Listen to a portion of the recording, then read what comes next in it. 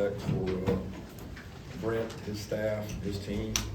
Thought they played really physical. Thought they would, and they did. I thought they won a lot of scrimmage, especially in the first half, and their quarterback did a great job. So a lot of respect to our fans, our crowd. Made a huge difference in the game.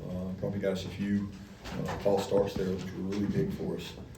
This was a really short week and a really tough game plan week because we knew their quarterback's capabilities, and he's been kind of sitting waiting in the weeds there for a couple weeks, and we knew that he was getting healthy. Obviously, he did a great job against NC State, but didn't play the whole game. And then tonight, he did play the whole game. He played really well and really physical. And this rivalry is good for our state, and that's what Brent and I both shared before the game and after the game. And no matter what anybody says, publicly, there's a mutual respect from me for the way the physicality with which they play the game with, and the toughness. I thought our guys played really hard and physical. They had a good plan, and they shrunk the game on us. We didn't get great possessions in the first half. I don't know how many we had, but I feel like the first one was a waste with a drop. The last one was really short, where we had a long field goal because it was 2 minutes, and then there were maybe 3 drives in between that in which we did things well. We turned the ball over, and we didn't get a fourth and 1. And that's the biggest difference in the game. They cashed in on their drives, and we didn't. And in the second half, we got a little rhythm going and did some good things. Obviously, the overtime was epic. I guess eight overtimes, and I don't know. Somebody got to tell me how many conversions were made by either team. It seemed like maybe 2 or 3. The defense made a lot of stops. But what a great game. I was a part of that in the Auburn, I think, 96, where it was 5 or 6 overtimes, and it just seems like one play is going to make or break it. But our seniors, our team, our leadership, they don't flinch, and they find a way. 14 points down with 5 minutes left, and Carson never blinked, and defense made a stop and got a turnover. Kirby, what was the message to the team at halftime when you're down 17-0? We had to get stops. We opened with the first possession of the game. First possession of the half, and felt like that was going to be really big for us. And we needed to get momentum. We had to get stops on defense, and we knew we wouldn't get many possessions because they were going to eat the clock and run the ball. And that was the biggest difference is can we make every possession count and just do your job? Because they really had not completely stopped our offense. So it's hard to play that team from behind because they don't give you the ball much. Talking about seniors, Dan Jackson causes the fumble and gets the sack right there at the very end. Can you just talk about Dirty Dan Jackson? Man, to think that guy came to Georgia on his own without us even recruiting and to make the plays he's made, that hit fumble will be one for the ages because he wasn't just hitting a normal dude. That guy's a competitor.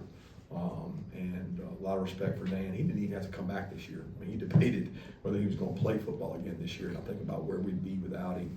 Just a lot of respect for him and his leadership, and really, all these kids that want to go and transfer and change and do all this. You look at a guy like Dan Jackson.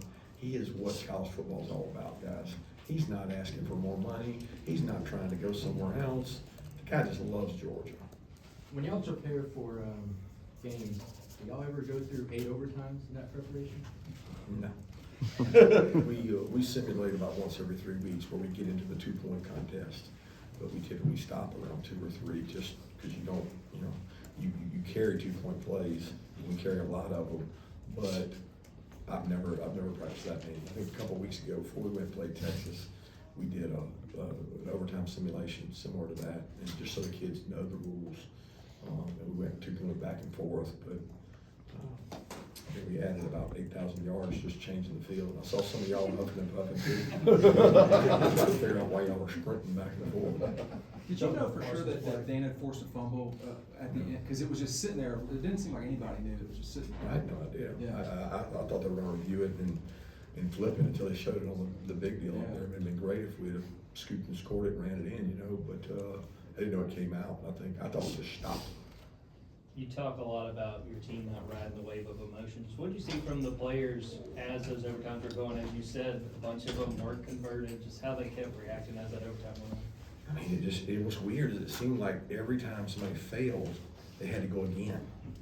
I don't know why. It just seemed like it was like we failed, we got to go again. So you had to get over that. And then they would fail, and they had to go again. It was the back-to-back. And it was almost like, I don't know, it was a battle of adversity, because the hardest thing to do is right after you fail on defense or offense, and you got to go right back out there and change ends. I mean, I just don't remember a game like that, out there. Coach, you used one of your 2-point conversions in the third quarter on that first touchdown. What was the thought process there? Yeah, interesting question. I'm not going to dig real deep in it. It's analytics, and we follow them almost to a T, and that's what our chart said. So it ended up looking really interesting, because you kick an extra point to win the game. Kirby Carson's play in the fourth quarter, after not getting this penalty early. I thought he played good the whole game. I mean, he had a couple of pressures that they did a nice job disguising the pressure. We took a sack. They got a really nice pressure package. They do a good job with that. He had some drops again. He doesn't let that frustrate him or stop him. He just continues to make plays, and the 2-minute drive was really good. He fired a couple seam routes in, got the ball out to the tight end, made some plays with his legs.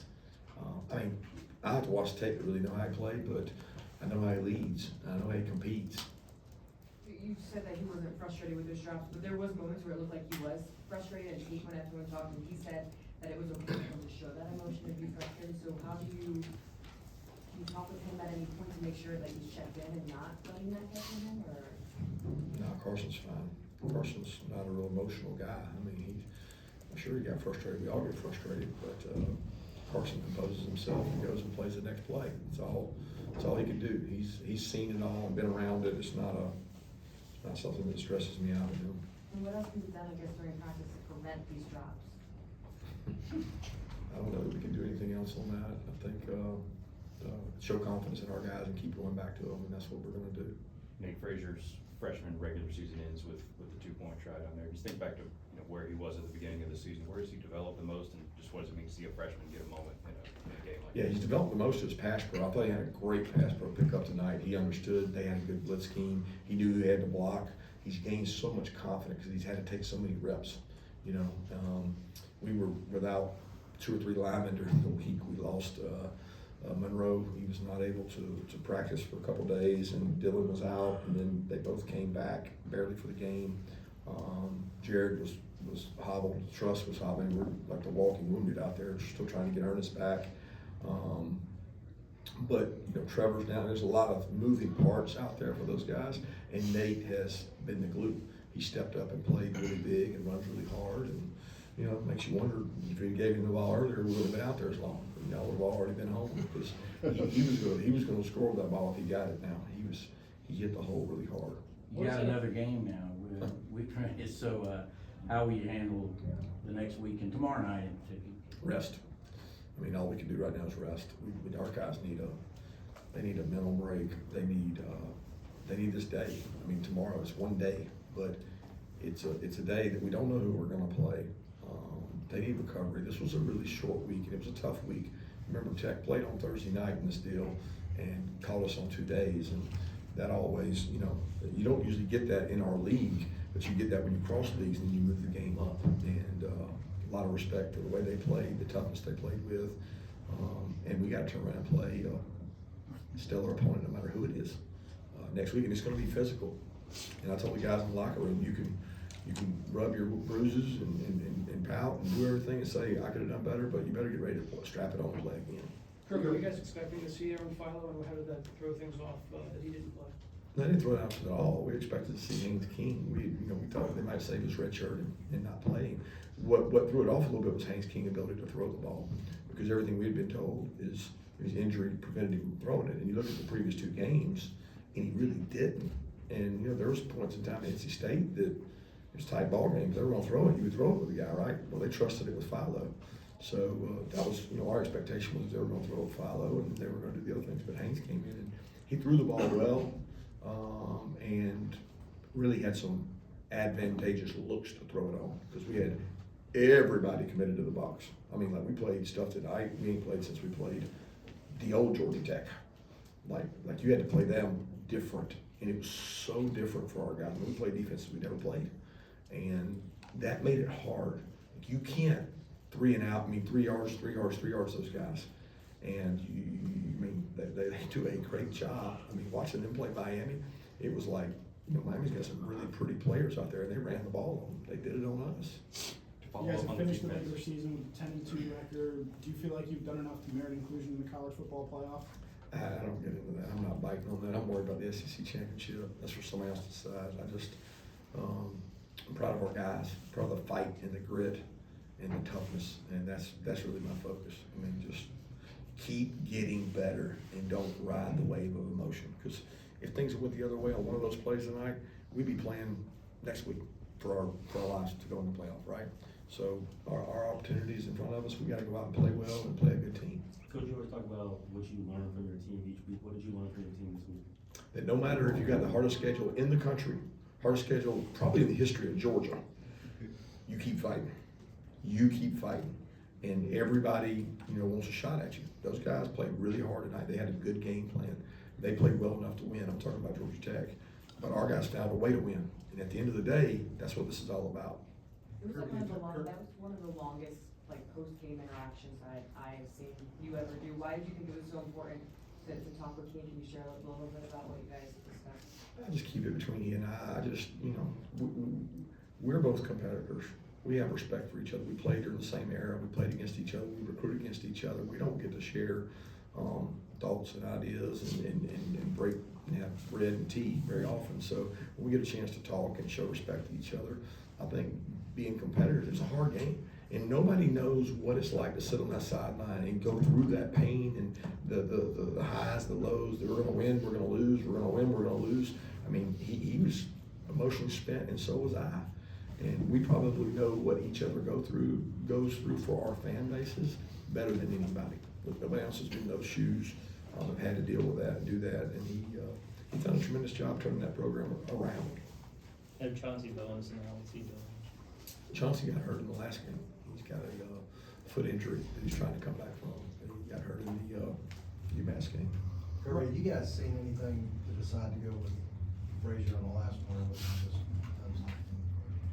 Well, as far as to hand it off to him, well, it had an option to throw it on there. Carson made a good decision. And in most plays that we were running at the end, everybody does. It's kind of you don't want to run a 2-point play where there's only one option.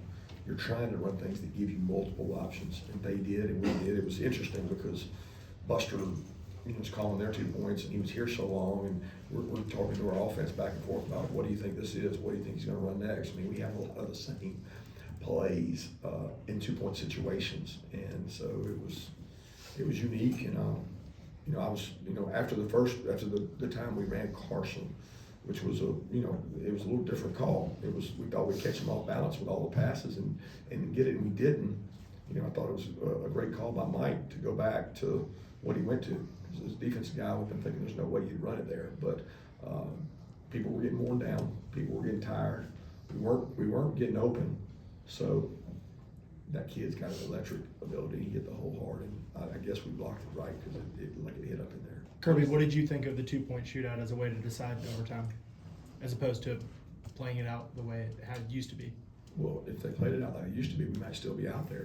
They changed it. And that was a long, I look at this play, 84 plays. We played 84 plays on our defense, and then our offense had 69, which that's partly our own fault. But when you go to overtime now, it could be really, I was part of that game. And the reason they changed that was because of that. We got to play another game next week. So somebody's sitting out there keep playing. Keep more snaps you play, the more, we're a beat-up football team, guys. We are beat up. We need to get well, and it's not going to happen this week. So we got to keep getting better. That was out. One more question. What does it say about your defense specifically that with all the different calls and the success Tech was able to have early, that they were still able to make those plays when they needed to in the fourth quarter and overtime? It says they gave up 260 yards rushing. That's what it says. That's nothing to ever be proud of, okay? but they made some huge stops when they had to. And I don't know that we played poorly on defense tonight as much as Georgia Tech, and their quarterback really played well. Okay, they are hard to stop. That's tough to stop. That quarterback is tough and does a great job. And when you add the throwing, we're giving them great looks to throw it. I mean, great looks. They're one-on-one all the time. You know, people don't play us that way because we don't have that style of quarterback. So give them a lot of credit and give our kids a lot of credit. And I can't say enough, guys, about the senior class. You can write anything you want about this game, but those seniors walked off that field undefeated at home and against Tech. That's hard to do. Thanks, Coach.